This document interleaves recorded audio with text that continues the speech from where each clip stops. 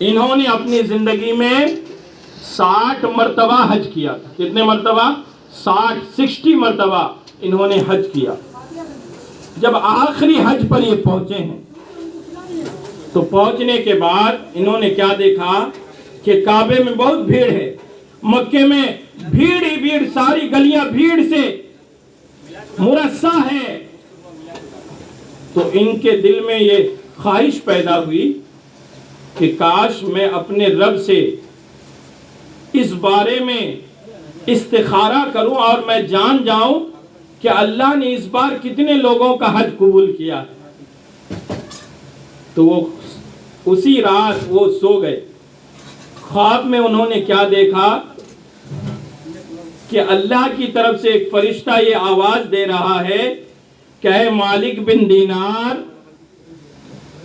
تم جس جستجو میں ہو تو سنو، اس بار جتنے لوگوں نے بھی حج کیا ہے اللہ نے ایک شخص کے علاوہ تمام لوگوں کے حج کو قبول کر لیا، خالی ایک شخص کا نہیں قبول کیا. حضرت مالک بن دینار کو تعجب ہوا کہ ایک شخص، وہ کون سا نافرمان بندہ ہوگا کہ اللہ نے سب کا حج قبول کیا، اس کا نہیں کیا. پوچھنے لگے اس کا نام کیا ہے. تو ان کو خواب میں ہی بتایا گیا کہ وہ بلخ کے رہنے والے ہیں اور ان کا نام محمد ابن ہارون بلخی ہے. اللہ اکبر. ابن ہارون بلخی، بلخ کے رہنے والے. جب انہوں نے خواب میں یہ سب کچھ سن لیا تو اب ان کے دل میں ایک اور بھی بات پیدا ہو گئی، استفسار پیدا ہوا کہ ذرا معلوم تو کروں کہ اس بندے کا گناہ کیا تھا کہ سارے لوگوں کا حج قبول ہوا، اس کا نہیں ہوا. تو اس نے کون سا بڑا گناہ کیا ہے کہ جس کی وجہ سے اس کا حج رد ہو گیا.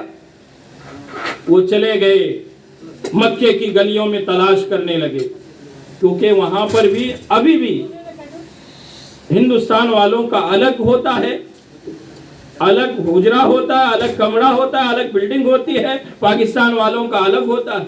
تو اس وقت بھی اسی طرح کا قافلہ وائز وہاں لوگ حج پہ جاتے تھے. انہوں نے جستجو کی تلاش کیا اور پتہ کرنے لگے کہ بلخ سے آنے والے حاجی کہاں رکے.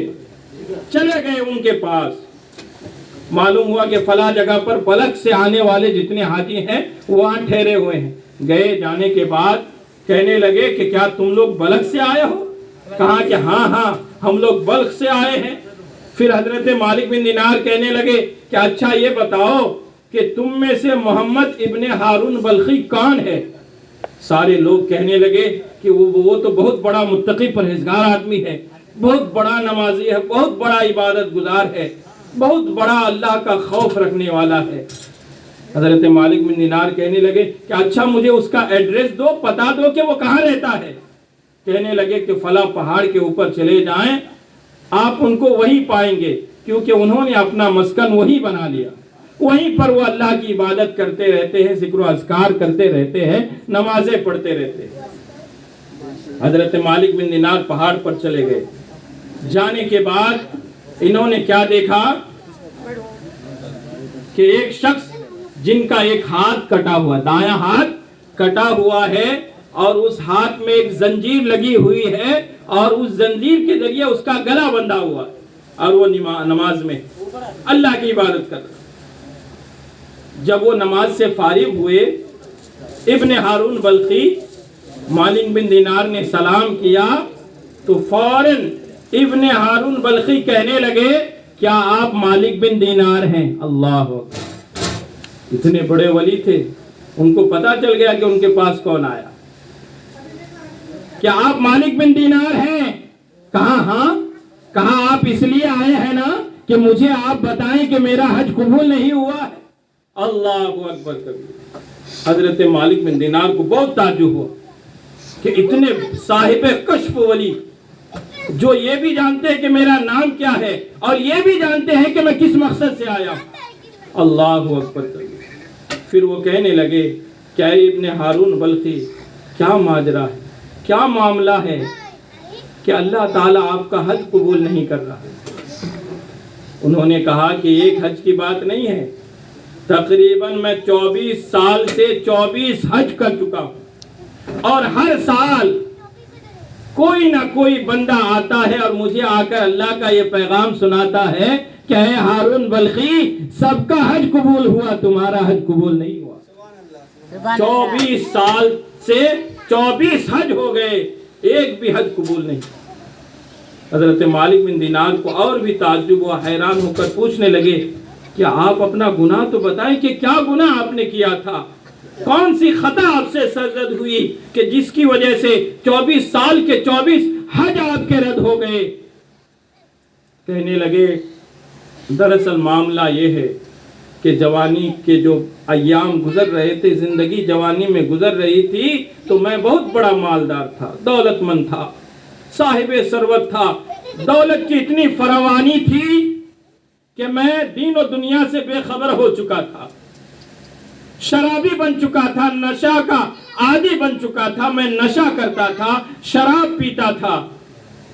ایک دفعہ کا واقعہ ہے کہ رمضان کا مہینہ گزر رہا تھا اور ایک دن میں نے شراب پی لی تھی، شراب سے بدمست ہو کر میں گھر پہنچا۔ میں نے کیا دیکھا کہ میری ماں ہانڈی کے قریب، چولہے کے قریب بیٹھی ہوئی ہے، اور مجھے جب اس حالت میں دیکھی ہے تو فوراً کہنے لگی کہ ابن ہارون بلخی تمہیں شرم نہیں آتی کہ رمضان کے مقدس مہینے میں تمہیں روزہ رکھنا چاہیے تھا، عبادت کرنا چاہیے تھا، تم نشے کی حالت میں آئے ہو، شراب پی کر آئے ہو، ارے تم نے اپنا لحاظ تو نہیں کیا، کم از کم روزے داروں کا لحاظ کر لیتے، تم کو اتنی بھی شرم نہیں آئی۔ ابن ہارون بلخی کہتے ہیں کہ جب میری ماں نے مجھے ڈانٹا، مجھے جھنجھوڑا تو مجھے غصہ آ گیا، شیطان مجھ پر غالب آ گیا اور میں نے اپنے دائیں ہاتھ سے ایک زوردار تماچا ماں کے منہ میں رسید کیا۔ وہ اتنا زور کا تماچا تھا کہ میری ماں نے اس کو برداشت نہیں کیا، تاب نہ لا کر وہ چولہے میں گر گئی۔ اللہ اکبر کبیر۔ لوگ آئے اور آنے کے بعد ابن ہارون بلخی کو ان کے کمرے میں بند کر دیا۔ ہارون بلخی کہتے ہیں کہ مجھے سارے لوگوں نے میرے کمرے میں بند کر دیا، باہر سے تالا مار دیا۔ جب پوری رات گزر گئی، صبح کا وقت ہوا تو میں نے کیا دیکھا کہ میری بیوی اپنے بوڑیا بستر کو باندھ رہی ہے، کپڑوں کو سمیٹ رہی ہے۔ میں نے کہا اے بیوی تو کہاں جا رہی ہے؟ کہنے لگی کہ جو بیٹا اپنی ماں کا نہیں ہوا وہ اپنی بیوی کا کیا ہوگا۔ کہنے لگی کیا بات ہے، کون سی بات ہوئی ہے؟